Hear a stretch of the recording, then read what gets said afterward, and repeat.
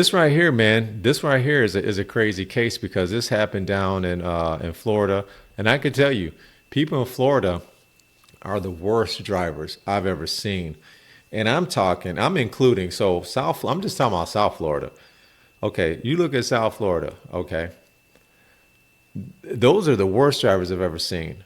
And I'm comparing South Florida to Chicago, St. Louis, Los Angeles, um, New York. What other places have I seen horrible driving? Atlanta. Atlanta's terrible. South Florida is the worst, man. And I think this woman is in South Florida. This is a crazy situation, man. This woman is responsible for her cousin being unalived because she was reckless in her driving.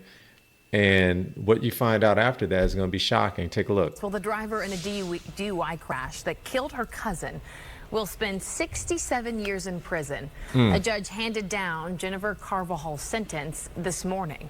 Now, this is the second time she'll go to prison for a deadly DUI accident. Yeah, Fox 13's Aaron Mesmer was in court today to hear what she and her family had to say about this punishment. Prosecutors portrayed Jennifer Carvajal as a danger to the community who cared more about staying out of prison than about the people in her car. In April 2021, an FHP trooper's dashboard camera recorded a car going at least 110 miles an hour. Earlier this year, Jennifer Carvajal admitted she was behind that wheel and was drunk when the vehicle swerved off I-4 and crashed into a car dealership.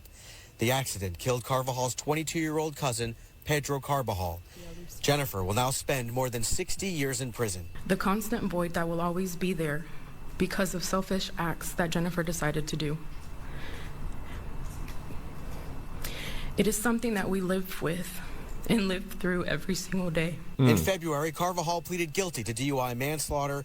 Pedro's aunt testified during Carvajal's sentencing Friday that the accident left their family devastated. We live through it with our family gatherings. We live through it through holidays. We live through it through birthdays and anniversaries. Where Pedro is now empty. Two other passengers were seriously hurt. One of them was Lexia Gonzalez, who testified Carvajal asked her to say she was driving so Carvajal could stay out of trouble. What did she say? Tell them you were driving. This was the second time Carvajal killed someone while driving drunk. She spent 5 years in prison following a deadly DUI accident in 2014 when she was 16 years old.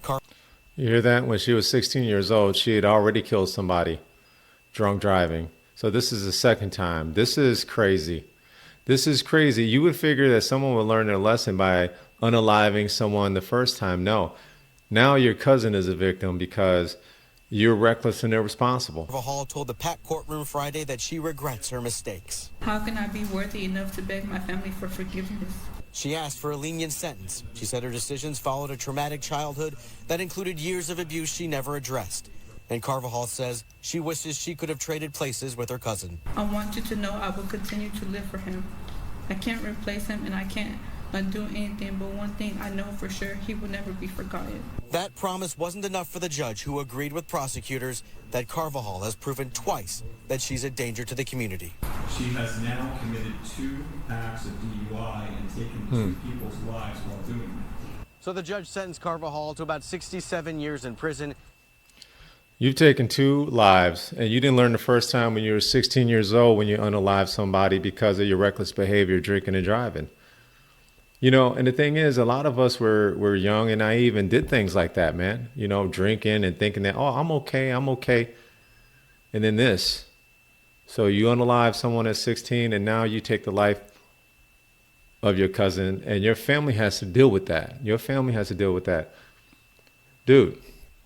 That's crazy, man. And people in South Florida drive crazy, dude. Be careful. Be careful, man. I've heard some horror stories, and I am not from South Florida, even though that's where we reside now. But people in South Florida drive crazy, man. People, from what I understand, people throughout the state of Florida drive crazy, from what I understand. I got people that live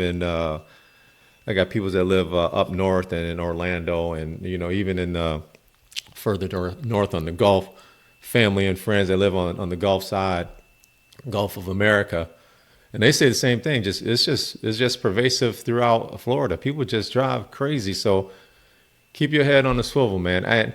I've seen some crazy stuff in traffic in Florida. I'm telling you, it's crazy and it's funny and it's like concerning.